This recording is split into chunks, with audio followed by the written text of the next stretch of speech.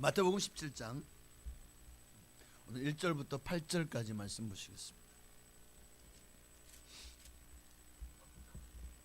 마태복음 17장 1절에서 8절까지 말씀입니다. 제가 한 절, 여러분이 한 절, 우리 교도할까요? 제가 먼저 1절을 읽습니다. 엿새 후에 예수께서 베드로와 야고보와 그 형제 요한을 데리시고 따로 높은 산에 올라가셨더니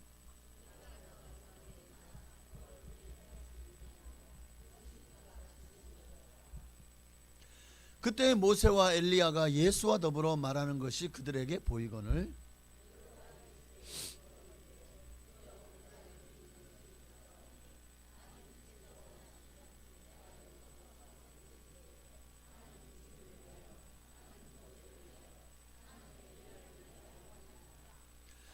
말할 때에 호련히 빛난 구름이 그들을 덮으며 구름 속에서 소리가 나서 이르시되 이는 내 사랑하는 아들이요 내 기뻐하는 자니 너희는 그의 말을 들으라 하시는지라. 예수께서 나와 그들에게 손을 대시며 이르시되 일어나라 두려워하지 말라 하시니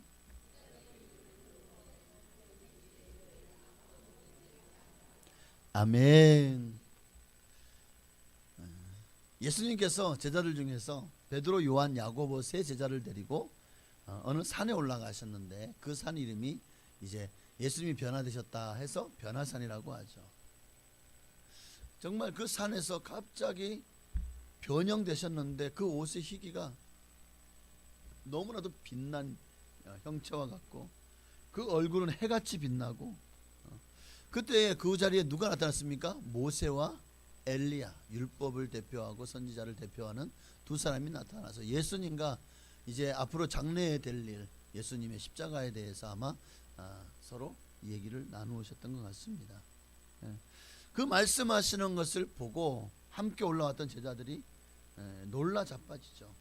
깜짝 놀라고 당황한 베드로가 눈앞에 너무나도 황홀한 광경에 그만 비몽사몽간에 뭐라고 말합니까? 예수님, 이곳에 초막셋을 짓되 하나는 예수님 위해서 하나는 엘리야 하나는 모세를 위하여 짓겠나이다. 이러고 횡설수설을 하게 됩니다. 그때 갑자기 또 호련히 하늘로부터 빛난 구름이 저희를 확 덮는 거예요. 그러더니 그곳에서 소리가 납니다. 제자들이 막 두려워서 일어나지 못하는데 제자들이 이는 내 사랑하는 아들이니 너희는 저의 말을 들어라 이런 소리가 나죠. 그러니까 이게 막 비몽사몽인데다가 너무나도 빛난 정말 이거는 이 지구상에서는 지금까지 이들이 한 번도 겪어보지 못한 너무나도 놀라운 천상의 광경이었던 거죠. 두려워서 제자들은 일어나지도 못합니다. 그리고 마침내 빗무리가 사라지고 예수님이 오셔서 두려워하지 말라 깨우니 그제서야 아이들이 정신을 차리고 일어나게 되죠. 그때 예수님께서 여기서 일어난 일들을 누구에게도 얘기하지 말라고 당부를 하십니다. 자, 오늘은 이 내용을 가지고 이 변화산에서 과연 예수님께서 빛과 같이 변화되고 이곳에 모세와 엘리야가 나타났던 것이 어떤 의미인지에 대해서 말씀을 통해서 한번 우리가 차근차근히 한번 은혜를 나누려고 합니다. 자, 이 변화산 사건이 왜 제자들에게 이것을 보여줬을까요? 그냥 혼자 올라가서 이렇게 주님이 앞으로 있을 고난과 십자가의 사건에 대해서 그렇게 서로 얘기하고 내려오셔도 됐을 텐데 왜 예수님이 그 중에 꼭 베드로와 야고보와 요한을 데리고 올라가셨을까? 왜 올라가셨을까? 어쩌면 이 지금 예수님 제자들이요, 이 변화산 사건이 있기 전에 어떤 일이 있었죠? 오병이어의 사건이 있었어요. 또 베드로의 신앙 고백이 있었어요. 그러니까 제자들은 굉장히 혼란스러운 거예요. 사람들은 육신의 떡을 주는 예수님을 왕으로 모시려고 합니다. 예수님을 왕으로 추대합니다. 이제 이 뭐라 그럴까 나라를 세워서 로마의 정권을 물리치고 다윗의 왕국을 재건할 그런 예수를 바라고 사람들이 예수를 쫓기 시작합니다. 그 예수님 어디까지 가요? 가이사라 빌립보까지 올라가잖아요. 그런데 거기에서 이제 사람들이 나를 누구라 하느냐? 너희들은 나를 누구라 하느냐? 거기에서 베드로의 신앙 고백을 들으시고 이제는 때가 되었구나 하고는 마침내 예수님께서 어떻게 고난 당하실 것을 다 들려주시죠. 내가 가서 죽을 것이다 라는 것까지도 얘기를 합니다. 그러나 사흘 만에 살아나리라. 근데 이 제자들의 이 귀에는요 살아나리라는 소리는 하나도 안 들려요. 오직 앞에서 고난받을 것이다, 죽을 것이다, 이 얘기에 이 제자들이 멘붕이 와버린 거예요. 멘붕이. 그러니까 베드로는 그냥 예수님 그렇게 하면 안 됩니다, 제가요 절대로 그렇게 못하도록 제가 막겠습니다 라고까지 하죠. 이를 말리다가 예수님께 사탄아 물러가라 책망까지 듣게 되잖아요. 자, 이런 일이 있은지 예수님을 왕으로 세우려 했고 제자들도 예수님을 왕으로 모시려고 했지만 예수님은 고난받을 것이다, 죽을 것이다 하니까 안 돼요, 가서 정권을 뒤집어 엎고 나라를 세우셔야지 왜 가서 죽으려고 합니까? 고난받으려고 합니까? 예수님의 능력이라면 얼마든지 이스라엘을 그냥 확 이렇게 세울 수 있는데 왜 그러십니까? 이런 마음이 있었던 거죠. 지금 제자들이요 지금 예수님이 예루살렘 올라가신다고 하는데 도대체 이거 어느 장단에다가 맞춰야 될지를 모르는 그런 혼란스러운 지금 상황 속에서 6일이 지났어요. 그게 오늘 본문의 1절이죠. 엿새 후에 예수님이 그런 혼동스러운 제자들을 뒤로하고 베드로, 야고보 그리고 요한을 데리고 높은 산으로 올라가십니다. 왜 내가 죽어야 되는지 그리고 이 일이 어떻게 되어질지에 대해서 아마 제자들에게 좀 맛보기를 보여주려고 했던 것이 아닌가. 어떤 맛보기요? 부활에 대한. 응? 봐라, 모세도 엘리야도 살아있지 않냐. 너희도 나를 믿는 자는 죽어도 살겠고 무릇 살아서 나를 믿는 자는 영원히 죽지 아니하리니 이것을 내가 믿느냐. 이 맛보기를 보여주는 게 아닐까요? 자, 특별히 5절에 보면 구름 속에서 들려온 말씀이 뭐죠? 이는 내 사랑하는 아들이요 내 기뻐하는 자니 너희는 그의 말을 들으라. 통해서 예수가 누구의 아들? 하나님의 아들이시라는 사실과 또 너희는 저희 말을 들어라, 너는 예수님이 하시는 말씀을 들어라. 이 말은 뭡니까? 예수님이 하신 말씀은 진리다. 내가 너희에게 전하고 싶은 말이다. 그러니까 그 말을 들으라는 거. 어떤 말이죠? 예수님의 고난에 대한 얘기죠. 십자가의 고난. 예루살렘에 올라가서 장로들과 제사장들에게 박해를 받고 십자가에 못 박혀 죽을 것이에 대한 그런 고난에 대한 얘기죠. 근데 그 얘기를 들으라는 거잖아요. 여기서 확실히 예수 그리스도가 하나님의 아들이시요 그리스도라는 사실과 또 그분이 하신 대로 예수님이 이 땅에 고난받는 종으로 오셨다는 사실을 지금 확인시켜 주는 거예요. 이 순간에 여기 있던 제자들은 아직은 비몽사몽이죠. 그리고 이게 언제까지 이거를 잘 깨닫지 못해요? 예수님이 죽으시고 부활하실 때까지도 이 사실을 깨닫지 못하고 알지 못해요. 어쩌면 아마 이들이 예수님 부활하신 이후에도 제대로 알지 못하다가 아마 성령이 임하시고 나서야 이때 예수님이 하신 말씀의 의미를 또 이 사건의 의미를 좀 뭔가 확 그냥 눈에 뜨게 다가왔는지도 모르겠습니다. 어쨌든 예수님이 하나님의 아들인데 왜 고난을 당해야 되지? 이해가 안 되죠. 하나님의 아들이면 전능하신 분 아닌가요? 능력이 한이 없으신 분이잖아요. 그분이 왜 고난을 당해? 하나님이 왜 고난을 당하죠? 왜 인간들에게 고난을 당해요? 이게 말이 돼요? 조물주가 피조물한테 당한다고요? 인류 역사, 인간이 만든 어떤 신 중에도 이런 신은 없었어요. 그러니 이해가 안 되는 거죠. 고난 당할 이유가 없는 거죠. 그러니 제자들이 지금 혼동되고 이런 모순 속에서 헷갈릴 수밖에 없는 거예요. 사흘 만에 살아나리라. 이게 무슨 뜻인지 이해도 못하는 거죠. 자, 이런 속에서 변화산 사건은 아마 그들에게 확실한 답이 되지 않았을까. 예수님이 그 변화산에서 보여주려고 했던, 제자들에게 보여주려고 했던 것이 뭘까? 첫째는 세상 죄를 지고 가는 하나님의 어린 양, 고난받는 종으로 이 땅에 왔다라는 것을 보여주기를 원하신 거예요. 나는 이 땅에 고난받는 종으로 왔다. 영광을 받는 종이 아니라 너희들에게 섬김을 받고 너희들의 경배를 받으려고 온 것이 아니라 죄로 말미암아 죽을 수밖에 없는 너희를 불쌍히 여겨서 너희 대신 죽어주러 왔다. 이것을 가르쳐 주려고 변화산에서. 이게 아마 혼란에 빠진 제자들에게 예수님이 고난받는 종이다 라는 것을 확신시켜 준 것이 아닐까요? 더 나아가서 변화산 사건을 통해서 거기에서 자, 모세는 율법의 최고본, 그러니까 율법을 대표하는 사람이죠. 그리고 엘리야는 예언, 선지자들의 예언을 대표하는 자들이죠. 그러니 대표하는 자로서 율법을 대표하고 예언을 대표하는 두 사람이 내려온 것은 바로 예수님이 구약의 모든 율법과 그리고 예언을 성취하러 오신 분이다 라는 것을 지금 제자들에게 보여주는 사건인 겁니다. 보여주는 사건이 마태복음을 보면 마태복음뿐만 아니라 복음서 곳곳에서 구약 성경을 많이 인용하잖아요. 예수님 행하시는 모든 일들이 다 구약의 말씀대로 성취되고 이루어지고 있다는 사실을 기록하고 있어요. 마태복음 1장에서 예수님의 족보에서부터 바로 예수님이 아브라함과 다윗의 혈통에서 이 땅에 오시고 분명하게 보여주기 위해서 마태복음 1장을 기록한 거라고. 변화산 사건은 모세와 엘리야와 함께 하신 그 예수님이 바로 구약 성경이 예언한 메시아다라는 것을 분명히 보여주기 위한 주님의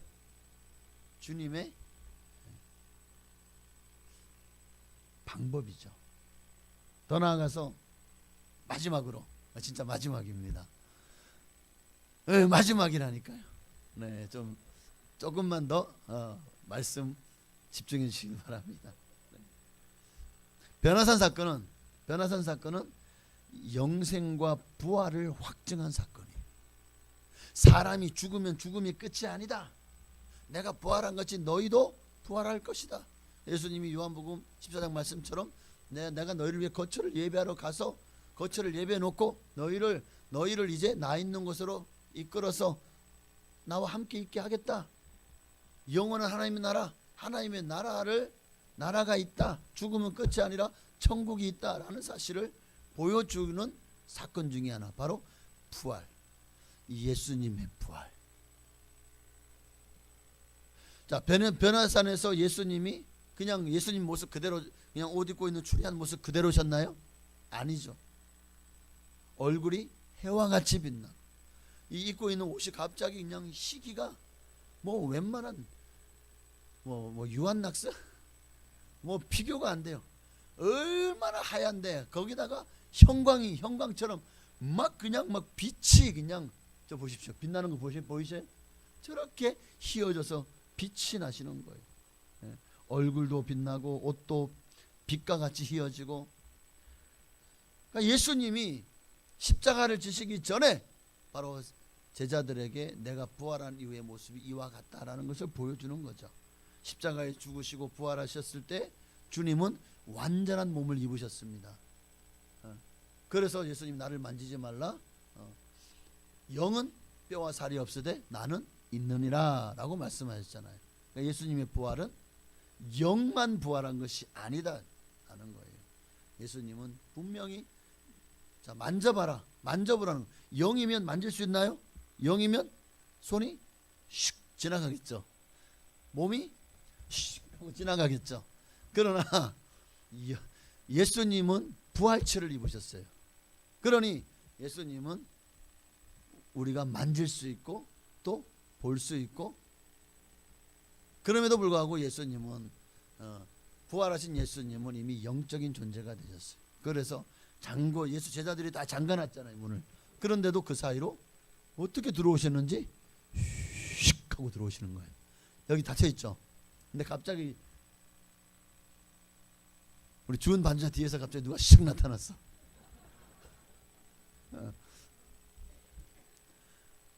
놀랍죠? 여러분 같으면 놀라지 않을까요? 이 자리에 갑자기 예수님 형사 나타나신다면 여러분 아마 예수님이다라고 하기 전에 귀신이다. 막 어쩌면 내가 볼 때는 이럴 가능성이 7, 80%야. 네. 근데 예수님이 그렇게 2번이나 나타나셨잖아요. 제자들이 문을 잠근 그 마가다락방에. 예수님 그럼에도 불구하고 예수님 뼈와 살이 있으셨다. 그래서 제자들에게 너희가 먹을 것이 있느냐? 고기 잡은 걸 내놓으니까 굽던 떡하고 고기를 구워서 제자 나눠주고 함께 잡수셨다라고 말씀하고 있잖아요. 자, 야, 이게 바로 우리가 부활지. 그러니까 우리가 부활하고 천국 가면 영이 그냥 무슨 영이 뭐 수영 영혼이 떠들듯이 그런 게 아니라 정말 육체가 있어요. 그래서 그 천국에 있는 모든 아마 실과들을 먹으면 맛도 볼 수 있고 정말 아마 그런 이 부활 이후의 삶이 바로 우리가 그런 모습으로 예수님처럼 그런 모습으로 살게 되지 않을까요? 자, 거기에다가 보십시오. 모세와 엘리야도 뚜렷한 형체를 가지고 나타났다는 거예요. 이미 수천 년 전 인물 아닌가요? 이미 죽어서 백골이 진토되어 있어야 되지 않나요? 그런데 그들이 살아있고 거기다가 그들이 몸을 입고 예수님 앞에 나타났다는 거예요. 그러니까 변화산의 제자들은요, 죽음 이후의 세계가 어떠할 건지에 대해서 이들은 바로 이 변화산에서 이 4차원적인 영적인 세계를 맛보게 된 거예요. 여기에 중요한 부활신앙이 담겨 있습니다. 부활신앙이. 실제로 우리는 지금 불완전한 몸을 가지고 있잖아요. 지금 우리가 사후의 세계를 넘나들 수 있나요?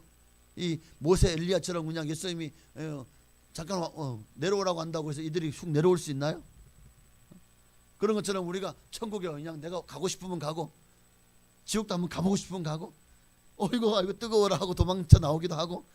여러분 우리가 그렇게 4차원 세계를 막 그냥 슉 마치 무슨 순간 이동하듯이 그렇게 여행을 할 수 있나요? 없잖아요. 우리는 현실 세계에서 눈에 보이는 곳만 그냥 여기서 나 미국 가 있어야지 하고 눈 뜨면 미국 가 있나요? 아니잖아요.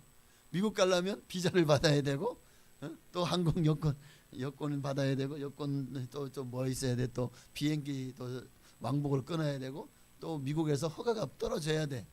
이 사람이 왜 오나 입국이 이 목적이 뭔가 그거 다 허가가 떨어져야 이제 그제서야 미국 올라가.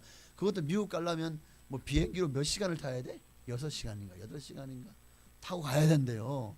그러니 우리의 몸은 한계가 있지만 부활체는 한계가 없습니다. 나중에도 알게 이제 우리가 뭐 이 지구상에서 놀진 않겠지만 지금 내가 미국 가 있어야지 하고 슉 하는 어느 순간에 마치 무슨 시공간을 확 당기듯이 그렇게 미국에 가 있을 거예요.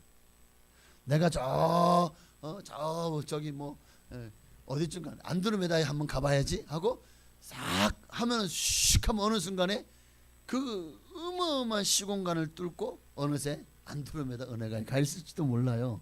이건 하나의 예를 드는 거예요. 예를 4차원의 영적 세계를 맛본 거죠. 여러분 성령께서 강림하신 이후에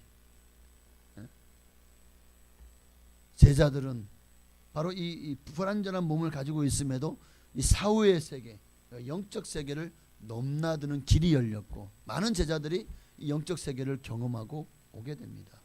그러니까 성령께서 우리 안에 임하심으로 이제 하나님의 임재 안에 들어가요. 우리가 기도 중에 하나님의 임재와 하나님의 어떤 그 기쁨, 환희 그리고 희락의 영을 맛볼 수가 있게 되죠. 또 베드로나 사도 요한처럼 하늘의 비밀한 일들과 또 하나님의 세계를 계시받기도 하고 사도 요한 보십시오. 밤모섬에서 환상 중에 막 왔다 갔다 하잖아요. 하나님의 나라와 미래와 그리고 되어질 모든 일들을 그 사도 요한이 계시록을 작성하는 그 모든 기록을 보십시오. 그렇게 천상계와 모든 것들을 왔다 갔다 하잖아요. 수정같이 맑은 큰 바다 같은 곳에서 거기에 흰 세마포스를 입고 종려나물 가지를 걸고 거룩하다 하는 것도 보게 되고 예수님의 빛나는 보좌도 보게 되고 정말 얼마나 많은 것들을 보게 됩니까? 보게 되죠. 사도 바울은 어떻죠? 사도 바울은 셋째 하늘에 직접 올라갔다 내려왔잖아요. 그전 성경은 3층 천, 지금 성경은 셋째 하늘. 거기가 어디예요? 천국이잖아요. 거기 천국을 갔다 와 보니까 야, 이 땅의 것들이 얼마나 배설물같이 너무나도 별 볼 일 없게 여겨지더라는 거잖아요. 여러분, 이렇듯 오늘 이 변화산성의 예수님의 제자들이 그 예수님의 변화된 모습을 보고, 그리고 그 이후에 제자들도, 사도 바울도 또 많은 이 사도 요한 같은 이들도 그렇게 죽지 않고도 하나님의 세계, 영적 세계를 맛보았던 것처럼 이제 우리도 예수님이 왜 몸을 찢으셔서 성소와 지성 사이를 갈라놓으셨죠? 휘장을 찢어놓으셨죠? 바로 우리로 하여금 이런 하나님의 임재를 체험할 수 있는 길을 열어놓으신 거예요. 우리가 사모하지 않아서 그렇고 기도하지 않아서 그렇지, 정말 하나님 앞에 깊이 기도에 들어가면 하나님의 임재, 정말 뭔가 생명싸게 쌓이는 것 같은 느낌, 그리고 뭔가 이 너무나도 그러니까 인간의 모든 감정, 그 어떤 감정보다도 사람이 가장 평안하고 행복할 때에 이 도파민이 분비되는 것 같은 뭐 이런 뭐라 그럴까요? 엔돌핀이나 사이몰핀은 비교가 안 되는 그런 어마어마한 그런 사람에서 가장 좋은 감정이 분비되는 그런 세계를 맛보기도 하고요. 또 정말 입신하면 그렇게 영적인 세계를 맛보기도 할 겁니다. 어떤 이들은 정말 심장이 멎었다가 살아나면서 그렇게 잠깐 임상, 죽음을 경험을 하게 되죠. 그 사이에 갔다 왔다는 얘기들을 많이 합니다. 죽음이 끝이 아니라 영혼이 심장이 멎는 순간 막 갑자기 몸이 밑에서 뭐가 잡아 당기는 것처럼 쫙 빨려 내려가더라는 거예요. 그런 경험을 한 사람도 있고, 어떤 사람들은 막 몸이 확 끌어올려지는 경험을 하고 또 한 사람들도 있습니다. 자, 끌어올려지는 경험을 하셔야 돼. 밑으로 딸려 내려가면 안 됩니다. 네. 하여튼 그러면서 말로 형용할 수 없는 그런 세계를 보고, 환상을 보고 그렇게 오신 분들도 이렇게 이제 수기를 기록해 놓은 것들을 우리가 많이 접할 수가 있는데, 물론 다 믿을 수는 없지만, 그러나 분명한 것은 참 신기한 게 거기서 뭐 극락을 봤다, 부처를 봤다 이런 사람들이 거의 없다는 거예요.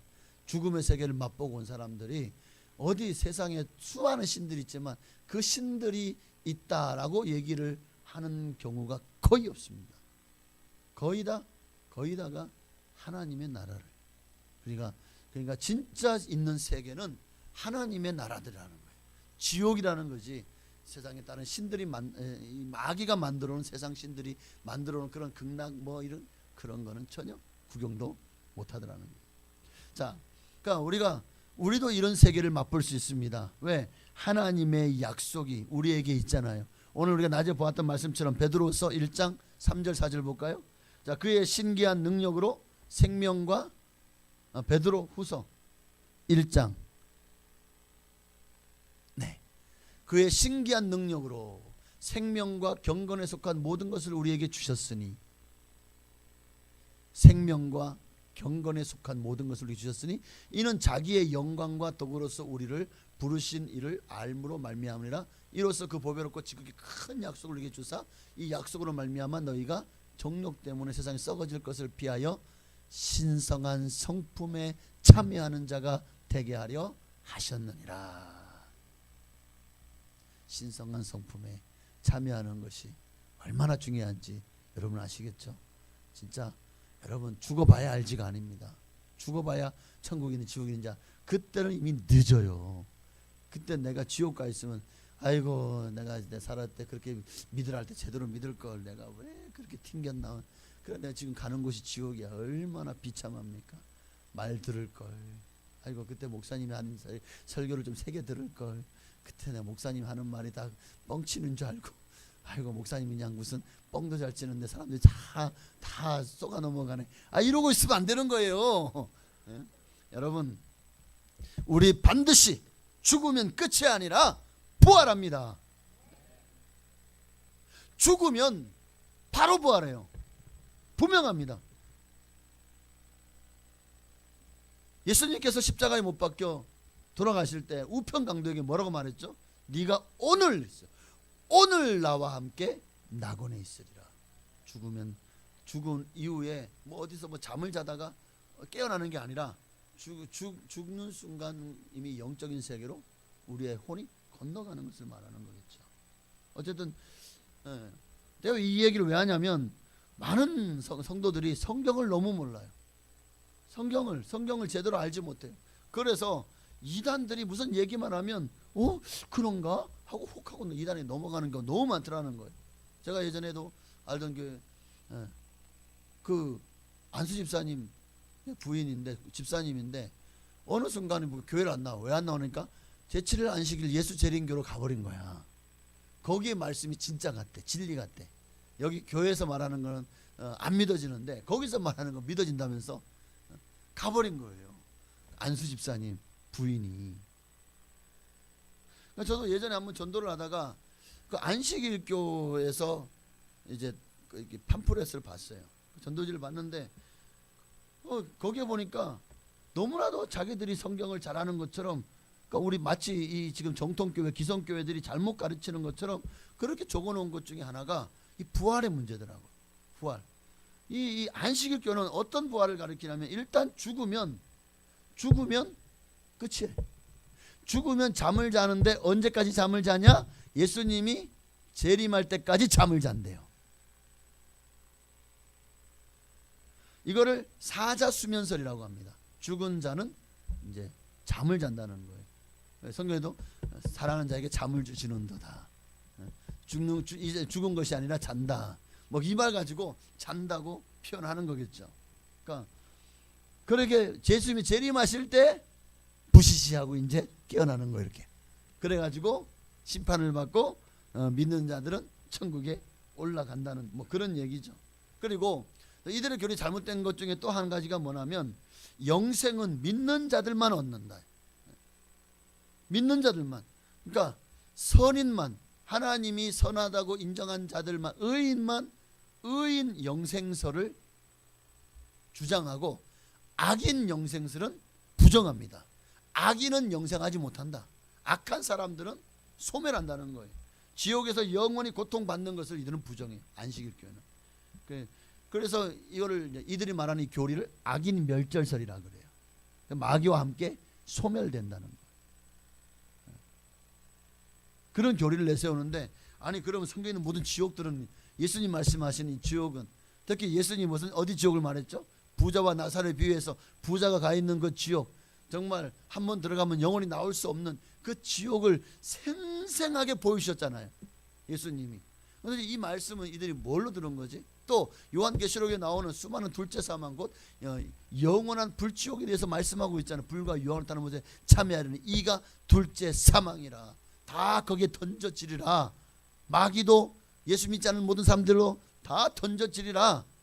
거기는 아마 석가모니도 들어가 있을 것이고, 그 외에도 공자도 뭐 맹자도 하여튼 유교를 주장했던 사람도 다 들어가 있을 것이고. 그러니까 지옥 가려면 유교 믿고 불교를 믿으시면 됩니다.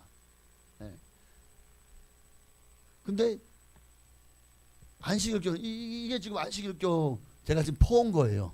안식교를 몰래 들어가서 제가 들어간 기록이 남으려나?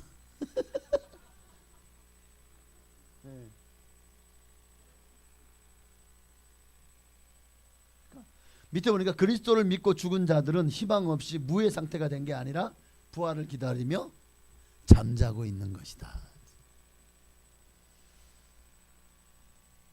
그러니까 만약 이들의 이론대로라면 우리 하나님은 산자의 하나님이 아니라 죽은 자의 하나님이 되는 거 아닌가요? 그러면 예수님은 아브라함, 이삭, 야곱을 얘기할 때 산자처럼 불렀잖아요.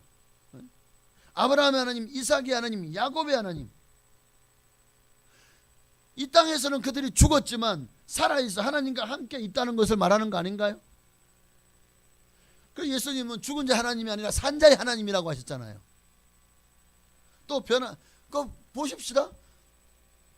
부자와 나사를 비유해서 거지 나사로가 죽었을 때 어디 누구 품에 안겼다 그랬죠? 아브라함 품에.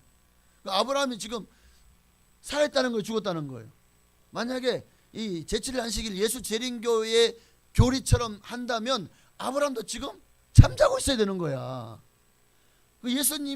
예수님께서 변화산에서 그렇게 형체가 변화됐었을 때 거기에 모세와 엘리야가 올 수가 없지. 왜? 잠자고 있어야 되거든.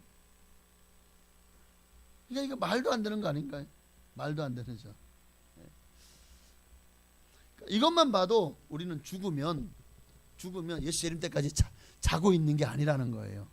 그래서 저는 그래서 이제 성경이 말하는 낙원, 네가 오늘 나와 함께 낙원에 있으리라. 아마 우리가 거쳐가는 단계가 아닌가. 그래서 낙원과 음부가 있어요. 부자가 내려갔던 곳은 음부잖아요. 그러니까 낙원과 음부도 불과 연타는 못입니다. 낙원은 주님이 계신 곳이고 정말 천상의 아름다운 곳이죠. 거기가 잠시 우리가 거쳐가는 아마 그런 비슷한 개념이 수도 있고 아니면 이미 천국이 일부일 수도 있고, 가봐야 알겠죠. 저희보다 먼저 이 세상을 떠나서 주님께 소천한 분들은 아마 지금 거기에서, 그러니까 우리가 장례식 때마다 예수 믿고 돌아가신 분에 대해서는 지금 그들이 잠시 잠들었다가 누구에게? 하나님의 품으로 갔다.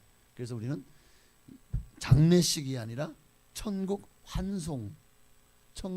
황송식이라고 하잖아요. 자, 낙원에서 우리는 주님의 재림 때, 심판 때까지 그곳에서 거하게 되겠죠. 그 근거가 고린도후서 5장입니다. 자, 거기에 보면 1절 이하에 보면 만일 우리의 장막집이 무너지면 끝이 아니죠. 하나님께서 지으신 집, 곧 손으로 지은 것이 아니요 하늘에 있는 영원한 집이 우리에게 있는 줄 아느니라. 여기에 보니까 곧이란 말, 곧 바로 그 즉시로 이런 의미를 가지고 있죠. 참으로 우리가 여기서 단식하며 하늘로부터 오는 우리 처소 덧입기를 간절히 사모하노라. 그러니까 죽으면 그냥 거기서 영원히 자다가 나중에 예수님 부활할 때 깨어나는 것이 아니라 우리가 이 땅에서 수명이 뚝 끊어지는 순간, 세상 사람들은 그것을 잔다고 표현하지만 그러나 영혼은 이제 소생하는 거죠. 그래서 어디? 바로 주님께로 올라가서 탄식하면서 우리 처소가 더딥혀지는 것을 경험하게 될 겁니다. 자, 고린도후서 5장 3절에 이렇게 입음은 우리가 벗은 자들로 발견되지 않으려 함이라. 그러니까 이 장막집을 벗을지라도 우리가 벌거벗은 자로 드러나지 않을 것을 말하고 있어요. 여기서 벌거벗은 자라는 것은 그러니까 육체 없는 영혼만의 상태를 의미하는 게 벌거벗은 자예요. 그러니까 벌거벗은 자로 발견되지 않는다는 것은 곧 부활이 영혼만의 부활이 아니라라는 것을 아마 의미하는 표현이 아닐까, 그렇게 학자들이 보고 있더라고요. 여러 가지 학설이 워낙 많기 때문에 무엇을 전해낼지 모르겠지만 어쨌든 하나님은 손수 만들어주신 영원한 새로운 육체를 입고 우리가 살게 될 것임을 말씀하고 있다. 그러니 만약 영만 부활했다면, 그러니까 육체는 나중에 예수님 재림 때, 그러니까 그것도 데살로니가 전서의 말씀에 보면은 우리 재림 때 먼저 죽은 자들이 먼저 일어나고 그다음에 산자들도 다 요한계시록 보면은 다 음부에서 내어주고 뭐 바다가 내어주고 다 내어주고 해가지고 그때 무슨 부활체를 입을 것처럼 그렇게 얘기를 하기도 하는데, 만약 그렇다면 우리는 만약에 낙원에 가면 낙원에서 영이면 실과는 아마 먹지를 못하겠죠. 그곳에서 우리는 어떠한 그 육체가 없다면 아마 그렇게 되지 않겠습니까? 저는 그렇지 않다고 봅니다. 예수님이 부활하셨을 때 이런 모습이 될 것이라는 걸 40일 동안이나 제자들에게 보이시고 나서 승천하셨잖아요. 예수님이 부활하자마자 이미 이 부활은 영과 육체가 하나 되는 부활을 예수님이 친히 제자들에게 보여주셨잖아요. 그게 아마 우리에게 하나의 힌트가 되지 않을까라고 생각을 합니다. 자, 어쨌든 물론 예수님이 재림하실 때에는 우주적인 차원에서의 부활이 이루어질 것입니다. 그리고 이때 아마 천상에 있던 부활한 성도들이 그리스도와 함께 구름을 타고 볼지어다 구름을 타고 오시리라 하면서 함께 와서 이 땅에 영원한 하나님의 나라가 이제 시작될 겁니다. 자, 이 땅이 아니고 하나님의 신천신지 새로운 예루살렘이 내려와서 새로운 세상이 시작될 겁니다. 그리고 골로새서 3장 4절 말씀에요. 함께 읽습니다. 우리 생명이신 그리스도께서 나타나실 그때에 너희도 그와 함께 영광 중에 나타나리라. 결론은 말씀을 맺습니다.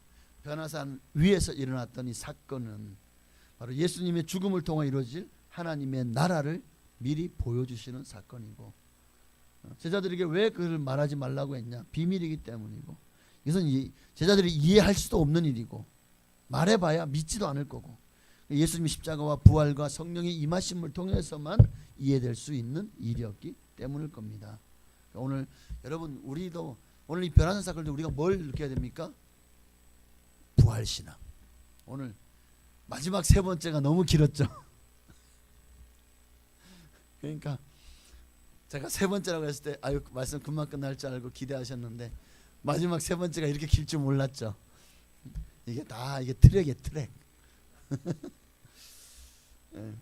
하나님과 우리의 관계가 어떻게 될 것인가, 죽으면 끝이 아니라 죽음 이후의 세계가 어떻게 펼쳐질 것인가에 대해서 변화산 사건을 통해서 우리에게 보여주신 사건이다. 그러니까 우리는 변화산에서 뭘 더 초점 맞춰야 됩니까? 예수님의 부활에도 초점을 맞춰야 됩니다. 모든 신앙은 그리스도의 부활에서부터 시작된 거예요. 그 부활을 믿는 믿음에서부터 시작되고, 첫째 사망, 육신의 죽음에서 그 모습이 이제 구체적으로 부활이 드러나죠. 죽음이 끝이 아니라는 것이. 그리고 그리스도 재림의 날 우주적인 차원의 부활이 온 지상과 온 하늘에 영광스럽게 전개되어질 것입니다. 그러니 오늘 이 변화산에서 예수님이 변화된 것처럼, 또 그곳에 모세와 엘리야가 나타났던 것처럼 우리도 죽음은 끝이 아니라 부활할 것이다. 우리도 엘리야 모세처럼 그렇게 부활체를 입고 주님과 함께 독대하는 날들이 아마 천국에서 많아질 것 같아요. 여러분도 예수님 직접 만나서 한번 얘기해보고 싶으시죠? 네, 이 땅에서도 얘기하시면 돼요. 예수님 우리 기도를 다 들으시니까. 네. 천국 가면 어쩌면 더 만나 뵙기 힘들지도 몰라. 이 땅에서 더 많이 만나시기를 바랍니다.